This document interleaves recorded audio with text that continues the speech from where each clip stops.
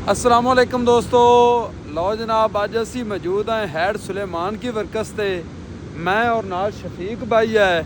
तो जनाब हैड सुलेमान की दरिया सतलुज ने जनाब सैलाब दे वक्त बड़ियां तबाहियां मचाइयां ने। ते बड़ा उच्चे दर्जे का सैलाब 2025 दे विच सतलुज दे विच आया सी। ते जनाब हुण कंडीशन वेख लो, ਉਹੀ दरिया ਜਿਹੜਾ जनाब लोगों के घर और पिंडां दे पिंड बहा ते लै गया, अज जनाब वो भी सुक्या भी है। जिवें कहते ने ना कि अरूज नूं जवाल और जवाल नूं अरूज आंदा है, ते ये भी उवें ही सीन है जी। ते बड़ा अरूज जनाब 2025 वाले सैलाब विच जनाब इस दरिया ते हैगा हा। ते पानी जनाब ठाठां पे मारदा हा। ते पिंडां दे पिंड लोड़ गए, घरां दे घर लोड़ गए, मंझां लुड़ गईयां, माल जानवर लोगों दे रुड़ गए, फसलां रुड़ गईयां। बहुत ही नुकसान किया जनाब इस दफ़ा दरिया सतलुज ने। लेकिन एक तरफों वेखा जाए तो दरिया तो दरिया ही हुंदा है, और लोगों ने जड़ा ना दरिया का राह बंद किया होया सी। जड़ा दरिया सतलुज ने अपनी ज़मीन वापस लई है लोगों कोलों सैलाब की नज़र विच। ते सूरत हाल यह है कि यह देखो पानी का लैवल इन्ना उच्चा हो गया है कि यह देखो पानी जड़ा है ना वो इथों निकल के ते दूसरे पानी दे हुण नाल रल रही है। जमीन दे विचों जड़ा है ना सतह दे विचों पानी निकल रही है ते अगे उस जमीन दे विच जा रही है, पानी दे विच जा रही है। ठीक है जी, यह नालों सारा निकल के इवें जिवें आप शहरां चलियां होईयां होंदियां ने। ठीक है जी। ते वेखो जनाब रेत दे टिल्ले बने पे ने हुण दरिया सतलुज दे अगे। यह देखो ते यह जिहड़ा पानी आ रही है ना, तुसीं देख रहे हो, ये पानी भी वो जिथे मुंडे खेलते पे ने उथों जनाब थल्लों पानी निकल रही है, जमीन दे थल्लों पानी निकल रही है। ते यह बन दे नाल नाल आके ते इथों फिर यह देखो यह थल्ले उस पानी दे नाल दाखल हो रही है। जमीन दे विचों खुद ब खुद ही पानी निकल रही है। ते अगे जनाब दरिया दे विच जिहड़ा दरिया दा पानी चल रही है उहदे नाल ही मिल रही है। यह देखो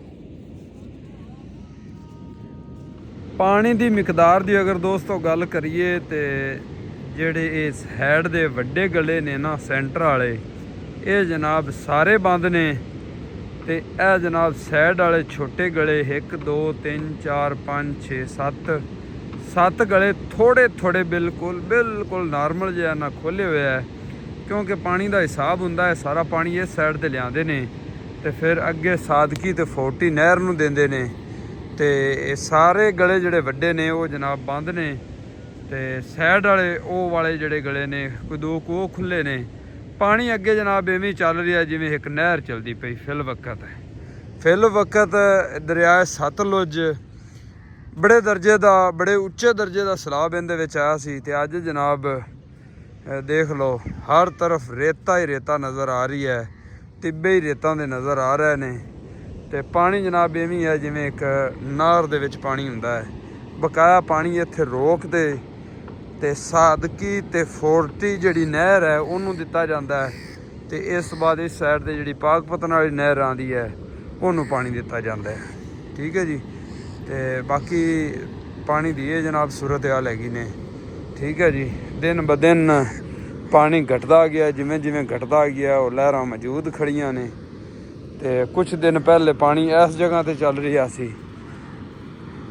ठीक है जी, मुंडे खुंडे जनाब इत्थे आ ते खूब इंजॉय करते हैं। ठीक है जी।